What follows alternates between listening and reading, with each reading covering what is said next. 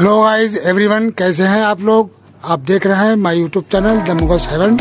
Mughal heaven में आप लोगों का स्वागत है।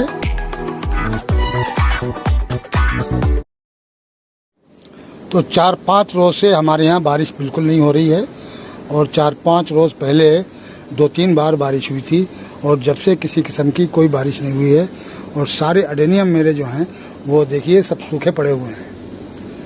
सारे अडेनियम सूख रहे हैं, लेकिन अडेनियम में किसी किस्म का पानी की कमी महसूस नहीं हो रही है। इसकी वजह क्या है साथियों कि अडेनियम के अंदर इस टाइम पे इसलिए पानी की ज़रूरत नहीं पड़ रही है क्योंकि हवा के अंदर काफ़ी मॉइस्चर है। तो हवा के मॉइस्चर से ही ये पानी को अपने अंदर अब्जॉर्ब करता है और उसकी बेस पे ये ग्रोथ करता रहता है। इस टाइम पे आपको अगर 8 दिन भी बारिश ना हो तो पानी ऊपर से डालने की बिल्कुल ज़रूरत नहीं पड़ती है और हवा से अडेनियम अपना पानी की खुराक को पूरा करता रहता है। इस वजह से अडेनियम अच्छी ग्रोथ करता रहता है। और बरसात में बरसात के पानी के अंदर या बरसात के मॉइस्चर के अंदर भी नाइट्रोजन की मात्रा बहुत अधिक होती है। मॉइस्चर भी एक तरीके का पानी होता है, उसकी भाप होती है, उसकी वजह से ये उमस टाइप की होती है और इसके अंदर भी जो है नाइट्रोजन की मिकदार होती है और इस वजह से अडेनियम जो है वो अच्छी ग्रोथ करता रहता है। कोई अब ये देखिए काफ़ी लंबी लंबी ब्रांचें होती चली जा रही हैं और ये मुझे लग रहा है कि मुझे इनकी प्रूनिंग करनी पड़ेगी और जो ब्रांचें ज़्यादा तेज़ बढ़ रही हैं अभी से और आगे चल के बरसात में तो ये बहुत लंबी हो जाएंगी, फिर ये लेगी होके इधर उधर गिरना शुरू कर देंगी। इस वजह से हो सकता है कि इनको बीच में या तो इनके लीव्स काटने पड़ेंगे और या इनको प्रून करना पड़ेगा, नहीं तो ये जब ज़्यादा लंबी हो जाती हैं तो फिर साइटों में इधर उधर गिरती हैं तो काफ़ी बुरी लगती हैं और उससे क्या होता है कि पानी भी स्टॉक हो जाता है अडेनियम के ऊपर। तो ज़्यादातर हम बरसात के अंदर अडेनियम के अंदर ऊपर से पानी नहीं देते हैं। उसकी वजह यह है कि जब अडेनियम अच्छी ग्रोथ कर रहा है, बेहतरीन ग्रोथ जब हो रही है और लीव्स भी सारे खड़े हैं, कोडेज भी सही हैं, तब पानी देने की ज़रूरत क्या है। जब तक इसके अंदर कोई कमी ना दिखाई दे पानी की, यानी कोडेज शीलिंग होने लगे या लीव्स मुरझाने लगें, तब आप इसके अंदर पानी दे सकते हैं। और जब तक ऐसा नहीं हो रहा है तब तक आप पानी बिल्कुल ना दें इसके अंदर, क्योंकि हवा के जब मॉइस्चर हवा के अंदर है तो वो ये हवा से अपना पानी की जो खुराक है वो पूरी कर लेता है और उसी बेस पे अडेनियम ग्रोथ करता रहता है। आज 5 दिन से ये बिल्कुल गमले सूखे पड़े हुए हैं, देखिए भुरभुरे हो रहे हैं। ये देखिए मिट्टी इसकी ये बिल्कुल सूख रही है। अब इसको पानी की बिल्कुल ज़रूरत नहीं है। तो 4-5 रोज से बिल्कुल पानी नहीं दिया है मैंने, लेकिन कल हमने इसके ऊपर फंगिसाइड का स्प्रे किया था। उससे इनको ऊपर से काफ़ी मैं कोडेस के और ब्रांचों के समेत इसको फंगिसाइड पानी से इनको नहला दिया था और उस वजह से इनको जो थोड़ी बहुत पानी की ज़रूरत थी वो भी पूरी हो गई। तो आप भी इस तरीके से फंगिसाइड का स्प्रे करें या किसी फर्टिलाइज़र का स्प्रे कर सकते हैं, यानी NPK 19-19 का या एक्सम सोल्ट का या आप ह्यूमिक एसिड का। तो इस किस्म का आप स्प्रे बीच दूसरे तीसरे दिन करते रहेंगे तो ज़्यादा आपका अडेनियम अच्छी ग्रोथ करता रहेगा। तो फंगिसाइड का स्प्रे जो है जब बारिश होके बंद हो उस पीरियड में भी आप दें, क्योंकि ये इसके जो टिप्स हैं इसके अंदर जब फंगस लगती है तो वो फंगस नहीं लगेगी और बारिश के बाद जो फंगस लग जाती है, यानी ये टिप्स के अंदर पानी ठहरा रहता है काफ़ी देर तक, उस वजह से यहाँ से फंगस लगने लगती है। तो जब आप फंगिसाइड का स्प्रे कर देंगे तो आपकी ये टिप्स जो हैं वो बिल्कुल ख़राब नहीं होंगे और ना इसमें फंगस लगेगी। तो बरसात में ऊपर से पानी देने की कोई ज़्यादा ज़रूरत नहीं है। और जिन अडेनियम के जैसे कि पोट बड़े हैं, ये बड़े साइज़ के पोट हैं और ये बड़े बड़े अडेनियम हैं, इनको तो बिल्कुल पानी पूरी बरसात नहीं दिया जाता है। जो बारिश का पानी मिलता है बस उसी से जो अपना गुजारा करते हैं और बाकी मॉइस्चर से अपना जो खुराक पूरी कर लेते हैं। ये जो बेबी अडेनियम है इनको पानी आप चेक करके और लगभग दूसरे तीसरे ही देते रहें अगर बारिश नहीं हो रही है तो। जब बारिश हो रही है तब तो ज़रूरत नहीं है, लेकिन जब बारिश नहीं हो रही है और ये जो पोट हैं छोटे पोट भी छोटे होते हैं और बेबी एडेनियम को पानी की मिकदार ज़्यादा चाहिए होती है, यानी ये अब देखिए ये गमला सूखा पड़ा हुआ है तो इसको पानी की ज़रूरत है, क्योंकि नहीं तो ये इसके कोडेज जब शीलिंग हो जाएंगे फिर जल्दी से सर्वाइव नहीं करेंगे ये। इस वजह से बेबी एडेनियम को पानी जो है इस टाइम पे भी दिया जाता है, नहीं तो ये जल्दी ख़राब हो जाएंगे और उनके कोडेज जो है शिलिंग हो जाएंगे, फिर ये सर्वाइव ठीक से नहीं करेंगे। तो साथियों, इस तरीके से बस बेबी एडेनियम का ध्यान रखें आप कि ये ज़्यादा इसके गमले सूखे ना हो और इसको पानी ज़्यादा चाहिए होता है। ये मॉइस्चर से भी लेता है, फिर भी इसके रूट को पानी चाहिए होता है, नहीं तो इसके कोडेज शिलिंग हो जाएंगे। इस टाइम पे एडेनियम की बहुत अधिक केयर करनी पड़ती है और रोज़ाना एडेनियम को चेक करते रहें और इसके रूट और कोडेस को देखते रहें कि कहीं हमारे एडेनियम रूट रोट तो नहीं हो रहे हैं। और उसकी पहचान आपको बताता हूँ कि एडेनियम के जो लीव्स हैं वो नीचे लटक जाते हैं और उनकी ब्रांचें भी नीचे लटक जाती हैं।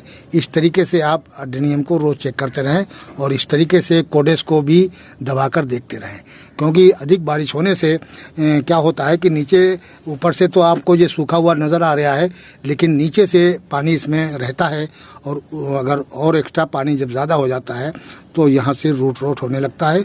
इसका पता काफ़ी बाद में चलता है, जब एडेनियम अच्छा खासा नीचे से गलने लगता है और तब जाके वो उसके लीव्स वगैरह जो हैं वो झुकना शुरू कर देते हैं। जब एडेनियम अपनी खुराक लेना बंद कर देता है और उसके रूट जो हैं वो डैमेज हो चुके हैं, इस वजह से ऐसा लगने लगता है कि हमारा एडेनियम जो है वो शॉर्ट में चला गया है, यानी रूट रोट हो गया है। जब इसके लीफ झुकने लगे या इसकी ब्रांचें झुकने लगे या कोडेस, ये पीलापन आ जाता है, यहाँ से इस तरीके से पीले पड़ जाते हैं ये कोडेस, और इस वजह से पता चल जाता है कि एडेनियम रूट रोट होने जा रहा है। और ऐसे में एक काम और करें कि आप अपने एडेनियम को रिपोर्ट ना करें। अगर रिपोर्ट करेंगे तो वो शॉर्ट में चला जाता है और उसको भी यानी खुराक अपनी लेता नहीं, ना वो पानी लेगा, क्योंकि जब वो उसमें हवा लग जाती है उसके रूट में तो वो कुछ दिन तक खुराक लेना बंद कर देता है। इस वजह से उस एडेनियम को आप रिपोर्ट ही ना करें। अगर रिपोर्ट करना ही है तो आप उसको रिपोर्ट करने के बाद में शेड में रखें और हल्की सी नमी रखें बस पोट के अंदर, यानी पहले से हल्की सी सॉइल में नमी को बना लें स्प्रे बोतल से और उसमें उसको रिपोर्ट कर दें और शेड के अंदर रखा रहने दें 10-15 दिन तक, जब तक उसकी नई ग्रोथ निकलना शुरू ना कर दे। तो साथियों, इस बात का पूरा ध्यान रखें कि एडेनियम की जो रिपोर्टिंग है इस टाइम पे वो भी काफ़ी ख़तरनाक है। और एक काम और है कि इसमें किसी किस्म की प्रूनिंग भी नहीं करनी है, कोई ब्रांच ना काटें, कोई पत्ता जो है ये पत्ता भी ना तोड़ें। ये पत्ता भी तोड़ेंगे तो यहाँ से जो है वो बारिश के टाइम पे यहाँ से भी फंगस लग जाती है, पत्ते से भी ले लेता है फंगस, क्योंकि इसको अगर नाखून लगा दिया है आपने, ज़रा सा नाखून भी मार दिया है तो वहाँ से भी फंगस फ़ौरन पकड़ लेगा। उसकी वजह यह है कि मौसम में नमी है, मौसम में नमी है और मौसम में वही बात है जो जैसे बारिश के टाइम पे होती है, तो ये ऊपर से भी काफ़ी मॉइस्चर लेता है एडेनियम अपने लीव्स के ज़रिए, अपनी ब्रांचों के ज़रिए। हवा में जो मॉइस्चर है वो वहाँ से भी खुराक को लेता रहता है। ऊपर से कहीं से इसके अंदर ज़रा सा भी कट लग गया या नाखून लग गया या रिपोर्ट करते टाइम आपका कहीं से छिल गया तो फ़ौरन ऐसे एडेनियम को फंगिसाइड लगाकर और उसको रखें थोड़ी देर के लिए। जब वो अच्छी तरीके से सूख जाए तब उसको रिपोर्ट करें और रिपोर्ट करने के बाद में साथियों उसको शेड में ही रखना है जब तक वो नई ग्रोथ लेना शुरू ना कर दे। तो बारिशें अभी शुरू हुई हैं और ऐसे में एडेनियम के रूट जो हैं वो चलने लगते हैं और तेज़ी के साथ चलने लगते हैं, लेकिन अभी इतनी तेज़ी से नहीं चल रहे हैं जितना एडेनियम को ज़रूरत होती है कि पूरे पोट में रूट भर जाएं, ग्रोथ भी बहुत तेज़ी से हो जाए। अभी 1-2-3 बारिशें ही हुई हैं कि ऐसे में कोई फर्टिलाइज़र नहीं देना है जब तक रूट तेज़ी से ना भागने लगे और मौसम थोड़ा ठंडा हो जाए, जब आप इसके अंदर फर्टिलाइज़र दें। बस अब 2-4 दिन ही रुक जाएं और 2-4 दिन में मौसम बिल्कुल ठंडा हो जाएगा और उसके बाद में आप इसके अंदर जो फास्फोरस रिच फर्टिलाइज़र डालें। यानी फास्फोरस रिच फर्टिलाइज़र जब पड़ेंगे तो पौधे की रूट बहुत तेज़ी से भागेंगे और पौधे की ग्रोथ बहुत अच्छी होगी। जब फर्टिलाइज़र दें जब मौसम बिल्कुल हल्का सा ठंडा होने लगे, और उस टाइम पे अगर आप फर्टिलाइज़र देंगे तो आपके एडेनियम को बहुत अधिक फ़ायदा होगा और बहुत तेज़ी से ग्रोथ शुरू होगी और कोडेस भी काफ़ी मोटा हो जाएगा।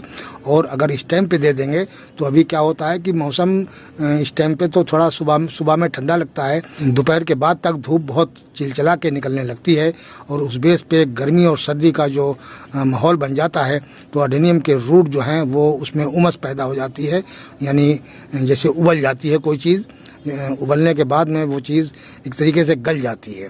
तो इसी तरीके से इसके रूट भी ज़्यादा तेज़ गर्मी पड़ने से इस टाइम पे, यानी बारिश हुई और बारिश के फ़ौरन बाद धूप निकल आई, तो एकदम से आपके जो पानी है वो उबलने लगेगा और रूट को गलाने लगेगा। तो इस बात का ध्यान रखें कि थोड़ा ठंडा मौसम हो जाए जब ही इसके अंदर फर्टिलाइज़र दें, क्योंकि फर्टिलाइज़र जो होता है रासायनिक वो काफ़ी गर्म होता है, वो वैसे ही रूट को गर्म कर देता है एकदम से, और ऊपर से जब पानी गर्म हो जाता है तो उससे रूट बिल्कुल फ़ौरन गल जाते हैं। तो इस बात का ध्यान रखें कि इस टाइम पे अभी 2-4 दिन फर्टिलाइज़र न दें।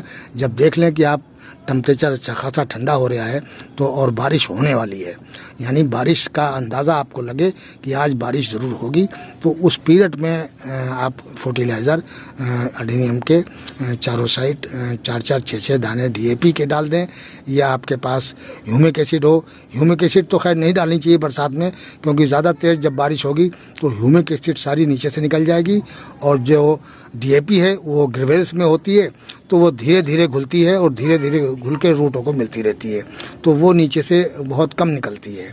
और एक काम करना है कि एडेनियम जब भी बारिश रुके और आपका पोट सूख जाए तो उसकी गुड़ाई ज़रूर करें, यानी DAP या रासायनिक कोई भी खाद डालने के बाद में वो एक नीचे से एक परत जम जाती है, वो बहुत नुकसान करती है रूट को और पूरे प्लांट को नुकसान करती है। उससे रूट भोजन लेना बंद कर देते हैं और एडेनियम फिर शॉर्ट में चला जाता है, एडेनियम की ग्रोथ रुक जाती है और एडेनियम जो है वो फ़ौरन ख़राब होने लगता है। आप ज़्यादा रासायनिक जब फर्टिलाइज़र देंगे तो ऊपर ये हिस्सा जो होता है इसमें नीचे पिघल के जब जाता है तो नीचे एक परत जम जाती है जो बिल्कुल सॉइल को सील कर देती है, और उससे जो ऊपर की जो हवा है, ऑक्सीजन है, वो रूट को नहीं मिल पाती है और उससे एडेनियम ख़राब होने लगते हैं।